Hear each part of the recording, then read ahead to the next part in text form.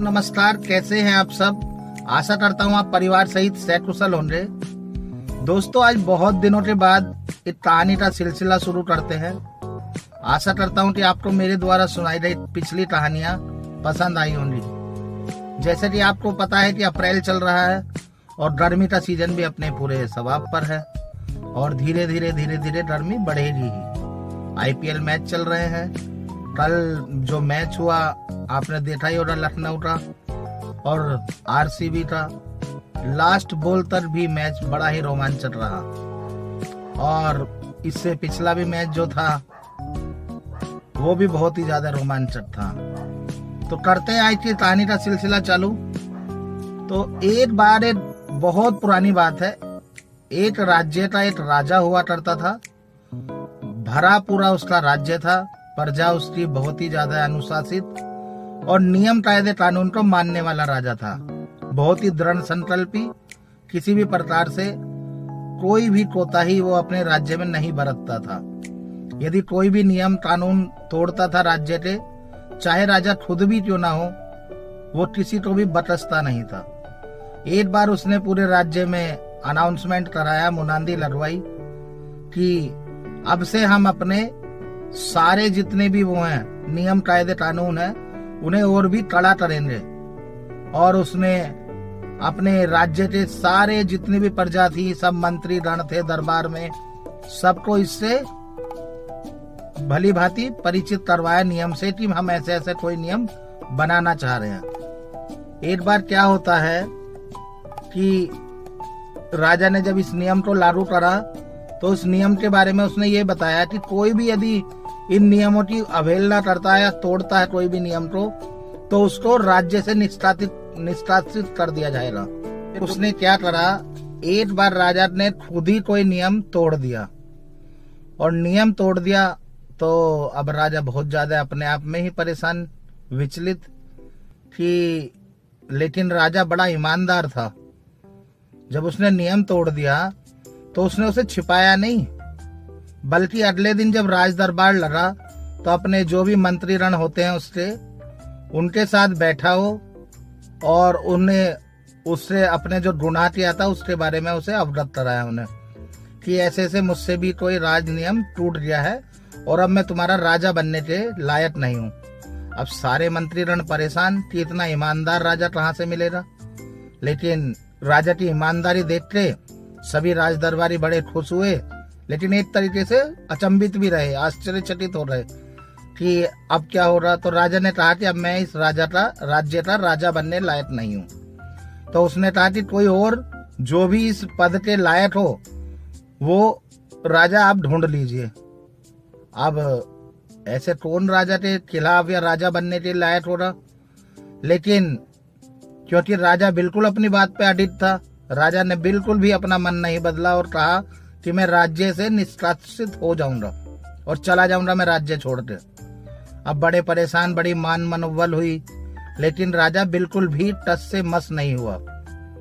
फिर काफी समझाने बुझाने के बाद आखिरकार राजा को बोला गया सभी मंत्री गणों ने कि ठीक है राजा जी, यदि आप जाना ही चाहते हैं राज्य छोड़ के तो आप एक काम करिए, हम जब तक कोई आपके जैसा या कोई भी ईमानदार और इस राज्य को संभालने वाला योग्य राजा नहीं मिल जाता तब तक आप इस राज्य है ये, इसका राजा बने रहे।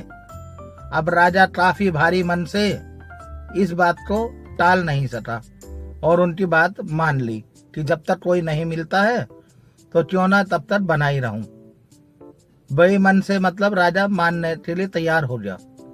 अब जो प्रधानमंत्री होता है राज्य का, उसने पूरे राज्य में मुनादी लगवा दी कि ऐसे ऐसे जो भी राजा के पास सुबह 10 बजे तक, दिन डिसाइड कर दिया, तय कर दिया दिन, इस दिन तक सुबह 10 बजे तक राजा के महल में राजा के पास पहुंच जाएगा, वो ही इस राज्य का राजा नया नियुक्त हो जाएगा। राज्य में जो राजा का राज्य था उसमें पूरे राज्य में सभी को, जितनी भी प्रजा थी, जो भी था, जिसके पास भी, मतलब सबको मुनादी लगवा के अवगत करा दिया गया इस बात से कि जो भी इंसान तय समय में और तय तारीख को राजा के महल में पहुंच जाएगा सुबह 10 बजे तक उनमें से राजा बनने योग्य, जो भी मतलब योग्य हो रहा उनमें से यदि ज्यादा जने पहुंच जाते हैं तो उसे राजा घोषित कर दिया जाएगा। अब फिर क्या होता है, राजा का जो महल था वो शहर से काफी दूर था और ऊंची पहाड़ी पर स्थित था। पहाड़ी का रास्ता बहुत ज्यादा पथरीला, मतलब काफी ज्यादा कठिन रास्ता था। अब तारीख तय हो रही थी, समय निर्धारित हो गया था। तय तारीख पर पूरे राज्य को बाकायदा मेले के तरह सजाया गया। पूरी तरीके से अच्छे अच्छे पकवान लगाए गए, बच्चों के लिए झूले लगाए गए। पूरे राजशाही जो नौकर थे वो खाना सर्व करने के लिए पूरा तैयार, उनके लिए जो भी प्रजा आएगी सबके लिए बिल्कुल पूरी तरीके से, मतलब राजशाही ठाट बाट से पूरी तैयारी करी रही। पूरे अच्छे अच्छे भोग बनाए गए, मिठाइयों की दुकानें सजाई रही, जितना भी मतलब हो सकता था अच्छे अच्छे पकवान जो बनाए जाते थे राज्य के, उसमें सब चीजें बनवाई रही जनता के लिए कि जो भी जनता आएगी उनका पूरा आराम का ध्यान रखा जाएगा। अच्छी अच्छी सुंदर सुंदर कन्याएं रखी गई कि जिससे कि वो उन्हें खाना सर्व कर सके। वेटर रखे रहे, जो आप नौकर साहब थे, पूरे नौकर जितने भी थे राजा के उसमें, वो सब के सब प्रजा के सर्व करने के लिए, खाना परोसने के लिए उपस्थित थे। अब तय दिन के समय प्रजा आनी शुरू हो रही। अब प्रजा ने देखा भाई ये तो अब गरीब प्रजा होती है, अब एक बार राजा के साथ खाने, मतलब जो राजा जो खाना खाता था उसे खाने का मौका मिल जाए जनता को। अब राजा जैसे ही राज्य में पहुंचते हैं, आम जनता कोई पकवान खा रहा है, कोई मधु, मतलब जो भी पेय पदार्थ थे, शराब वगैरह, जो भी अपना जो भी पूरे मतलब आलीशान जिसे कहते हैं कि पूरी तरीके से आदमी जिससे मोहित हो जाए, तो उसी में पूरा लिप्त हो गया। और धीरे धीरे धीरे धीरे सभी अपना सही खान पीन था उसमें सब अपना चूर हो रहे, सब भूल रहे कि किसे राजा बनना है, कहाँ जाना है, कोई चीज किसी के ध्यान नहीं रही। और धीरे धीरे समय भी बीत रहा था, क्योंकि 10 बजे का समय निर्धारित था। 10 बजे तक राजा के पास कोई पहुंचे। अब 2-4 जनों ने हिम्मत जुटाई कि चलो चलते हैं रास्ते में, लेकिन पथरीला रास्ता देखते और अपना साज सज्जा देखते, पकवान देखते, किसी ने भी हिम्मत नहीं जुटाई। और कोई भी उस पथरीले रास्ते पर या जाने की हिम्मत ही नहीं जुटा पाया, मन ही नहीं करा उसका। वो इतना ज्यादा उसमें खो रहा खाने पीने में कि उसे कोई मतलब ही नहीं रहा। अब धीरे धीरे क्या होता है कि समय बीतता चला जाता है। राजा अकेला राज्य में बैठा हुआ है कि कोई तो राजा आए, क्योंकि राजा तो चाहता था, एक एक पल उसके लिए काटना भारी हो रहा था। उसने सोचा कि कोई आए, जल्दी से आए, जिससे कि मैं कोई भी योग्य राजा बन जाए और मैं इस जो मैंने पाप किया है, जो मैंने गुनाह किया है, उसके कारण जो मैं देश निकाला चाहता हूँ वो मेरी मनसा पूरी हो जाए। लेकिन कोई भी राजा के पास उचित समय तक नहीं पहुंचा।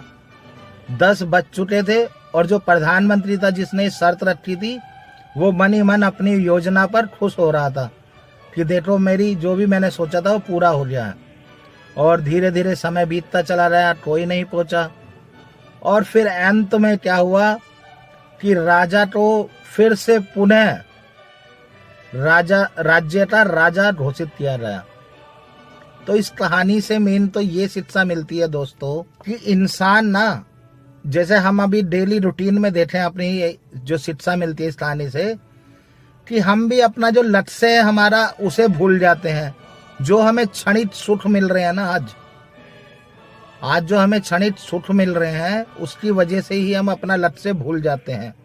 और धीरे धीरे हम अपना जो भी खान पीन, रहन सहन, सुख सुविधाएं हैं उसी में अपना खो जाते हैं, जिससे कि हम कभी भी लक्ष्य तक नहीं पहुंच पाते हैं।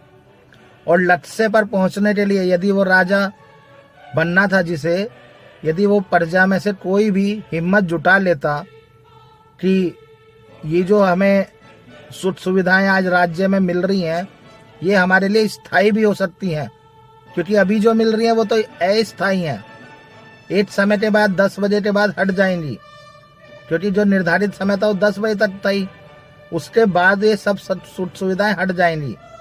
यदि वो एक बार ये सोच लेती प्रजा, तो कम से कम एक ना एक बंदा तो ऊपर जाता महल में राजा के पास कि ये स्थायी भी हो सकती है और राज्य का पूरा राजभार उसे मिल सकता था। लेकिन नहीं, वो वहीं क्षणिक उसी में भोग विलास की वस्तुओं में लगे रहे और उन्होंने जो परमानेंट, जो स्थायी सुख सुविधाएं मिलनी थी, वो उन्होंने गंवा दी। तो इस कहानी से यही मिलता है दोस्तों कि हमें अपने जीवन में लक्ष्य पर फोकस करना चाहिए। जीवन में यदि लक्ष्य हासिल कर लेंगे तो सब कुछ हासिल कर लेंगे। सुख सुविधाएं तो क्षणिक हैं, जब हम लक्ष्य पर पहुंच जाएंगे तो वो चीजें स्थायी हो जाएंगी। उससे तो भी हमेशा अपने लक्ष्य पर ही फोकस करना चाहिए, चाहे कितना ही कठिन रास्ता क्यों ना हो। यदि रास्ता हमारा कठिन भी हो कोई बात नहीं, चलते रहो, निरंतर प्रयास करते रहो। क्योंकि यदि हमें 100 मील भी चलना है ना, यदि हमें 100 मील भी चलना है तो उसके लिए सबसे पहला रास्ता क्या है? पहला कदम। एक कदम यदि बढ़ाओगे तो 100 मील में से वो एक कदम कम ही होगा। तो इसीलिए अपनी मंजिल की तरफ निरंतर चलते रहें। लक्ष्य एक दिन जरूर हासिल हो जाएगा, लेकिन यदि हम ऐसी ही अपने जीवन में ऐसी छोटी मोटी चीजों से ही दिग्भ्रमित हो जाएंगे तो हम लक्ष्य तक कभी नहीं पहुंच पाएंगे। तो आज की कहानी बस दोस्तों यही है कि हमें अपने लक्ष्य पर फोकस करना चाहिए, हमें गोल पे अपना अचीव करना चाहिए और जीवन में जो छोटी मोटी ये हर्डल्स हैं इन्हें भूलकर, जो भी ये सुख सुविधाएं हमें दे रहे हैं, लोट लुभावन जो हमें दे रहे हैं, रेवड़ियां बोलते हैं जिन्हें, ये नहीं लेनी चाहिए और हमेशा अपने गोल के साथ आगे बढ़ते रहना चाहिए। तो इसी के साथ दोस्तों, यदि आपको मेरी कहानियां पसंद आ रही हैं तो प्लीज प्लीज प्लीज लाइक और शेयर और सब्सक्राइब करें मेरे चैनल को। मेरे चैनल का नाम है डॉक्टर पवन मोटिवेशनल। मैं ऐसी ही विभिन्न कहानियों के साथ आपके बीच में आता रहूंगा, बार बार आता रहूंगा। बहुत बहुत धन्यवाद, बहुत बहुत धन्यवाद।